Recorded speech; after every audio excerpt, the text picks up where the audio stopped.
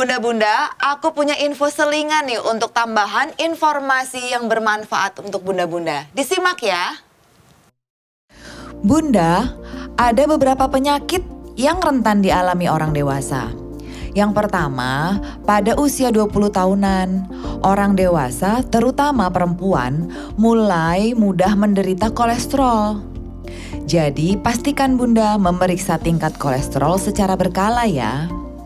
Yang kedua, pada usia 30 tahunan, kanker serviks menjadi salah satu ancaman penyakit pada perempuan. Oleh karena itu, sebaiknya perempuan memeriksa pap smear dan vaksinasi HPV sejak awal. 3. Masuk usia 40 tahunan, perempuan akan berisiko mengalami menopause. Oleh karena itu, perempuan dianjurkan melakukan pemeriksaan ovarium setiap 3 tahun. Nah, itu tadi infonya Bunda. Bunda tonton kan, nggak skip kan? Sekarang balik lagi ya kita ngobrol sama Dokter Novan. Ya dok. Iya. Iya dokternya lagi nggak bisa minum ya.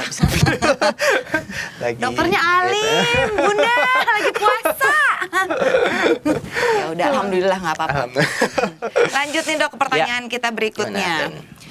Nah, ada nggak dok korelasinya kita rajin merawat gigi dari sejak kecil, dari usia dini, terus ke kondisi gigi kita pada saat kita usia dewasa? Oke.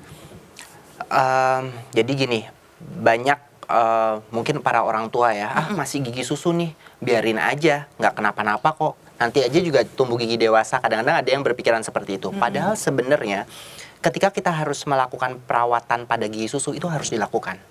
Jangan ditunda-tunda, jangan sampai nunggu gigi tetapnya numbuh dulu lah, anak dibiarin dalam keadaan keropos lah, jangan seperti itu. Jadi kalau saya sarankan, sebaiknya melakukan perawatan gigi itu sejak dini.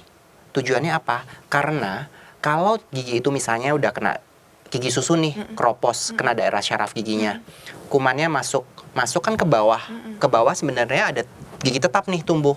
Jadi dia akan berpengaruh pada si gigi tetapnya. Jadi pada saat nanti gigi tetapnya tumbuh, entah itu giginya keropos lah, entah itu giginya cari tempat tumbuh di tempat lain lah, karena di situ ada infeksi dan sebagainya lah, atau malahan gigi itu malah susah tumbuh lah, itu. Jadi memang sebaiknya sedini mungkin dilakukan perawatan, karena nantinya akan berpengaruh pada si gigi tetapnya, gitu. Jadi jangan ditunda-tunda sih.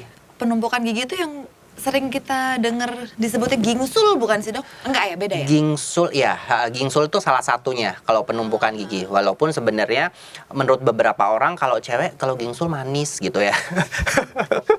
Tapi benar. Tapi menurut beberapa cowok tuh kayak gitu tuh. Gitu? Ya, gingsul tuh manis, tapi sebenarnya secara fungsional dan secara estetik ya kalau estetik kan beda-beda ya, tapi sebenarnya bagusan yang rapi harusnya gitu. Jadi memang pergantian pertumbuhan gigi susu ke gigi tetap itu harus terobservasi terus.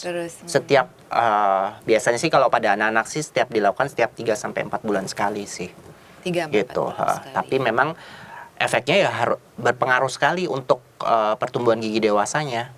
Gitu. Makanya tadi pertanyaannya kan gimana nih, ada nggak korelasinya? Ada banget. Jadi memang sebaiknya sedini mungkin dilakukan penambalan atau perawatan apapun itu pada gigi susunya. Oke. Gitu. Luar biasa deh dokter Novan ini, aduh. Jadi mesti datang ke dokter gigi. Mesti datang ke dokter Novan gitu maksudnya. Ada pesan-pesan sponsor. Oke dok, terus masalah gigi yang sering dialami orang dewasa tuh apa biasanya? Masalah gigi kalau kebanyakan sih karena giginya berlubang. Itu masalah umum. Masalah umum gigi berlubang, kemudian yang terjadi adalah dia nggak dirawat, akhirnya kena daerah syaraf gigi. Jadi gigi itu ada 3 lapisan. Ada lapisan email, ada lapisan dentin, ada lapisan pulpa. Kalau gigi masih lapisan email, oh masih aman lah. Biasanya ada bercak hitam-hitam gitu. Itu namanya karies pit dan fisur gitu. Jadi cuman sedang nih, tapi dibiarin sama dia, sikat giginya nggak rutin lah. Sebenarnya kalau dengan sikat gigi rutin dia akan terhenti tuh si lubangnya. Dia nggak akan makin dalam. Tapi kalau dibiarin sikat giginya nggak bagus dan sebagainya, dia akan berlanjut nih ke daerah dentin. Nah, ke daerah dentin udah mulai rasanya ngilu, rasanya nggak enak nih. Aku sambil gitu loh. Sambil ngecek. Yang mana pakai ya? lidah. Nah, kalau dentin dibiarin, lubang sampai dentin dibiarin, kenalah dia daerah pulpa. Kalau udah kena daerah pulpa, lama perawatannya akan jauh lebih lama. Karena dibutuhkan yang namanya perawatan saluran akar atau perawatan syaraf gigi. Dan itu mesti 3-4 kali kunjungan, mesti datang berkali-kali, mesti dirawat daerah syaraf giginya, mesti diambil syaraf yang terinfeksi, diganti sama bahan pengisi saluran akar. Itu lebih ribet lagi dan memang ada spesialisnya. Karena kita di kedokteran gigi memang ada beberapa spesialis. Nah, itu datanglah ke dokter yang namanya spesialis konservasi gigi gitu. Tapi ya memang kebanyakan itu sih gigi berlubang. Gigi berlubang ya. Satu lagi adalah masalahnya gusi radang. Gusi radang ya karena memang nggak rutin rajin bersihin karang gigi tiap 6 bulan sekali dan sebagainya, itu memang mesti dilakukan sih. Ada kaitannya nggak dok dengan kebiasaan minum panas banget, terus minum air yang dingin banget? Biasanya makan, biasanya kan kalau kita makan panas nih, aduh haus langsung minum dingin gitu kan biasanya. Nah itu sebaiknya dihindarin. Jadi kalau bisa makan biasanya tunggu dah sampai dia anget, netral dikit lah, baru minumnya jangan yang langsung jebret ke dingin gitu, jangan. Jadi minum netral dulu, baru kalau mau minum dingin baru ke dingin. Karena perpindahan suhu dari panas ke dingin itu menyebabkan giginya jadi sensitif, little bit sensitif. Seperti itu. Jadi kalau bisa sih dihindarin sih sebenarnya makanan dari panas atau minum panas langsung ke minum dingin itu hindarin, karena pasti akan terjadi perubahan pada giginya akan jauh lebih cepat sensitif dibandingkan kalau yang lebih teratur tuh makannya dari netral pindah ke anget dulu baru ke yang panas banget baru ke dingin. Perpindahan dari panas juga panas ke netral dulu, netral ke dingin gitu. Jangan langsung aja ya sayang-sayang. Kalau udah Sayang copot sih. baru nangis ya kan ya. Baru, dan itu perawatannya kalau copot lebih mahal lagi. Kadang-kadang ada yang pakai gigi tiruan lepasan, tapi kan aduh nggak enak nih gigi tiruan lepasan, harus lepas pasang. Ada lagi yang namanya implan, jadi ditanam. Jadi semacam bahan pengganti si akar gigi ditanamin di dalam tulangnya. Kemudian baru di atasnya pakai si gigi. Bisa sih. Wow. Tapi ya mahal, memang implan mahal sih. Iya sih, dok. Pernah kok nanya-nanya juga. Emang ada giginya yang hilang? Enggak kan? Enggak, nemenin ibu saya. Oke. Nah, terus aku tanyain ya ke dokter Novan, bunda-bunda. Wajib nggak untuk rutin kontrol gigi ke dokter, dok? Terus untuk jangka waktunya, untuk orang dewasa nih sebaiknya 6 bulan sekali kah, setahun sekali kah gitu. Oke, jadi kalau ditanya perlu atau enggak datang ke dokter gigi secara rutin, perlu kalau saya bilang. Jadikanlah datang ke dokter gigi sebagai lifestyle.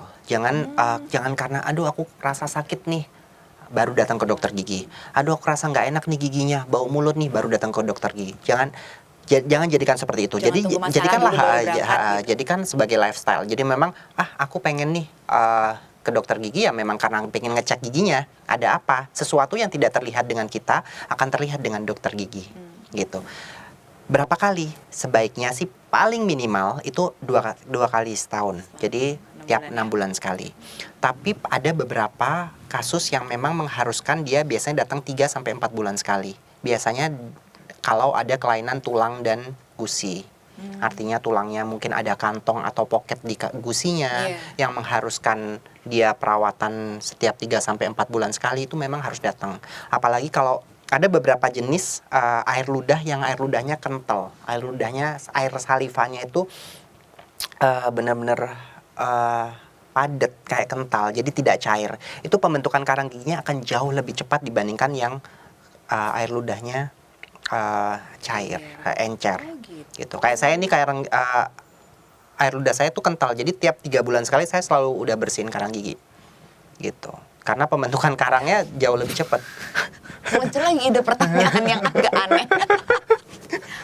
How to tell the difference saliva yang kental sama yang cair? Oh, jadi gini, biasanya akan terlihat pada saat kita melakukan pembersihan karang gigi atau pada saat kita melakukan penambelan itu akan terlihat kan keluar air ludahnya. Air Iya, ludahnya iya. keluar Iya, dan benar, situ akan benar. terlihat ternilai bahwa oh ini air ludahnya encer, oh ini air ludahnya padat nih atau kental. Jadi kita udah selalu kasih tahu ke pasiennya bahwa memang ini nih kamu sebaiknya datangnya jangan 6 bulan sekali, nggak apa-apa 3 sampai 4 bulan sekali untuk cek aja. Kalaupun nggak mau dibersihkan dulu, cek aja. Kalau memang udah banyak banget dan karang giginya udah masuk ke dalam gusinya, sebaiknya dibersihin. Sebaiknya diambil si karang giginya, karena bahaya gitu. Tapi nggak akan nipisin gigi ya dok ya kalau sering-sering, maksudnya bukan sering sih. Aku pernah denger katanya jangan terlalu sering kalau Bersihin gigi. Ya itu sebenarnya pendapat yang salah kalau menurut saya. Karena apa? Karena sebenarnya alat untuk membersihkan karang gigi itu beda dengan alat untuk melakukan penambalan. Kadang-kadang orang kan kalau untuk membersihkan karang gigi kan cuma digetarin aja. Iya, iya. Jadi tidak mengambil jaringan sama sekali. Kecuali kita melakukan bur. Jadi pada saat penambelan ada item-item nih. Ya udah kita bur nih giginya, set diambil jaringannya. Itu yang mengambil jaringan, itu yang menipiskan jaringan. Tapi tidak kalau untuk si pembersihan karang gigi sih scaling ya. scaling itu cuman menggetarkan aja, menggetarkan dia lepas gitu. Jadi tidak mengambil jaringan sih. Dan itu memang banyak banget pertanyaan pasien umum yang menanyakan hal tersebut. Jadi saya jelaskan, saya pertegas bahwa memang itu pendapat yang salah dan sebaiknya sih memang kontrol cek tiap 6 bulan sekali atau 3 sampai 4 bulan sekali. Dilihat kasusnya sih. Gitu. Nah, gitu bunda-bunda. Nih, kita masuk ke pertanyaan terakhir ya sekarang. Dok kasih tips dong ke bunda-bunda di rumah secara keseluruhan perawatan gigi untuk orang dewasa. Secara keseluruhan perawatan gigi untuk orang dewasa, satu mesti datang ke dokter gigi karena akan dicek secara keseluruhan. Apa nih yang mesti dilakukan di rumah? Kalau perawatan yang dilakukan di rumah seperti tadi yang saya bilang di awal bahwa memang pembersihan giginya tiap 2 kali sehari, sikat giginya jangan langsung pada saat setelah makan, tunggu 20 sampai 30 menit, kemudian pakai dental floss dan sebagainya. Kemudian perawatan berikutnya adalah apa nih yang aku pengen gigiku, biasanya pengen gigiku lebih putih nih dok. Apa nih yang mesti dilakukan gitu. Yang mesti dilakukan adalah ada 2 cara. Biasanya dengan whitening. Kalau dengan whitening cukup putih, sudah stop. Perawatan aja di rumah. Kalau dengan whitening aku masih kurang putih nih, bisa dilakukan dengan teknik veneer. Tapi veneer pun itu juga kita harus mengambil jaringan setipis mungkin, jangan terlalu banyak. Dan itu kita harus koordinasi dengan teknisi kita. Jadi biasanya ada kerjasama. Kita dokter gigi tidak bisa bekerja sendiri. Harus ada tekniker yang memang kerja, yang klik sama kita. Jadi memang aku pengen nih lapisannya tipis aja tapi dibuat senatural mungkin, sebagus mungkin. Dan warnanya akan tahan lama dengan pemakaian veneer. Nah, akhirnya si tekniker membuat dan sebagainya dipasang di pasien. Nah, setelah itu kalau memang pemasangan veneer udah selesai dan sebagainya, ada tuh perawatannya lagi. Datangnya jangan nunggu 6 bulan. Kalau pemakaian veneer saya biasanya melakukan pasien saya suruh datang ke klinik tiap 2 sampai 3 bulan sekali.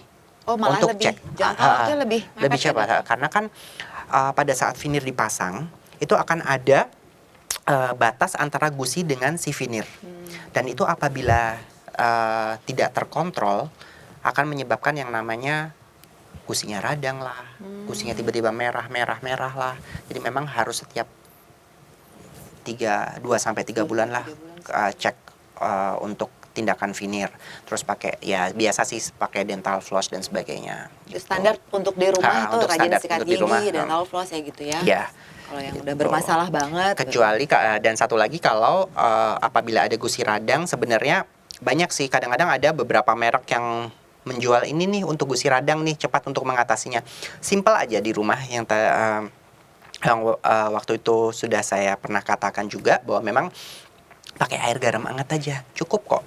Nggak usah susah-susah pergi kemana cari ke apotek dan sebagainya. Air hangat kasih garam 1 sendok teh, diaduk, dikumur-kumur 30 detik, buang, setelah itu langsung pakai tidur. Dilakukan 1 kali sehari aja selama 1 minggu. Biasanya gusinya akan jauh lebih bagus. Kemudian tetap cek ke dokter gigi. gitu. Infonya dari Dokter Novan tuh detail, nggak pelit ilmu loh Bunda loh. Dokter Novan ini luar biasa. Yang penting ya. murah kan?